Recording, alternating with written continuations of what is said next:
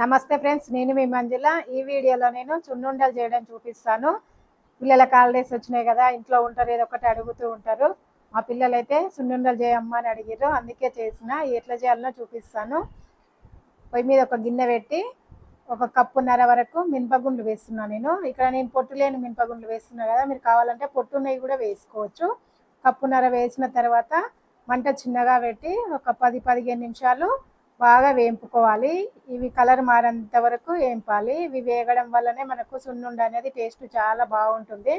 ఒక 15 నిమిషాల తర్వాత చూపిస్తున్నా చూడండి, ఇట్లా కలర్ మారాలి.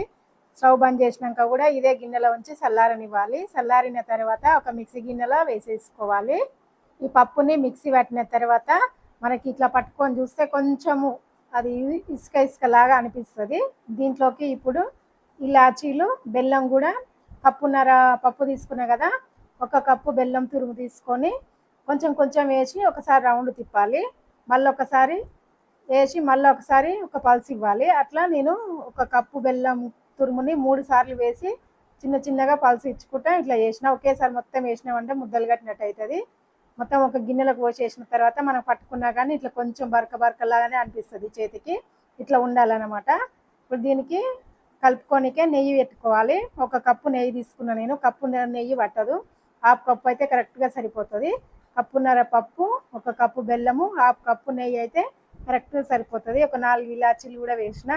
ఇంతే, ఇక సున్నుండలకైతే కరెక్ట్గా సరిపోతాయి.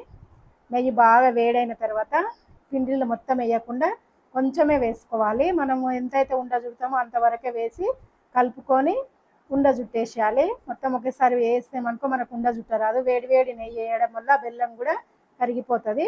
మెల్లగా తీసుకొని కొంచెం గోరెచ్చగానే ఉంది, వేడిగానే ఉంది. గోరెచ్చ ఉండగానే తీసుకొని చిన్న చిన్న ఉండల్లాగా చుట్టుకోవాలి. నెయ్యి స్టవ్ మీద పెట్టినాం కదా, ఆ స్టవ్ సిమ్లోనే పెట్టి మనం ఉండలు చుట్టంతసేపు వేడిగానే ఉంచాలి. మళ్ళీ స్టవ్ బంద్ చేయొద్దు. కొంచెం కొంచెం పోసుకుంటూ ఒక్కొక్కటి చుట్టాలి. మొత్తం పిండిలో పోసినామంటే మనకు ఉండలు రావు చుట్టడానికి. ఇట్లా ఒక్కొక్కటి చుట్టాలన్నమాట. మనం ఇవి చేసి పెట్టుకున్నాక ఒక నెల 2 నెలల వరకు కూడా తినొచ్చు. పిల్లలు అయితే ఉంచరు అన్ని రోజులు, ఇంటికాడ ఉంటారు కదా, హాలిడేస్ ఉన్నాయి, అటొకటి ఇటొకటి తింటూనే ఉంటారు. పిల్లలు అయితే ఇష్టంగా తింటారు. నేను పిల్లలు తింటారు కాబట్టి తినని కానీ ఆవు నెయ్యితోనే చేసిన. మీరు గేదె నెయ్యితో కూడా చేసుకోవచ్చు, కానీ ఆ గేదె నెయ్యికి ఆవు నెయ్యికి కొంచెం టేస్ట్ వేరే ఉంటుంది. నేను తీసుకున్న కప్పున్నర మినప్పప్పుకి నాకు ఒక 25-26 వరకు మినప సున్నుండలు అయితే వచ్చినాయి. చూడండి, ఇవి కొద్దిగా సేపు అయినాక ఒక డబ్బాలో వేసి పెడతాను. కొంచెం చూపిస్తున్నా చూడండి ఎంత బాగున్నాయో.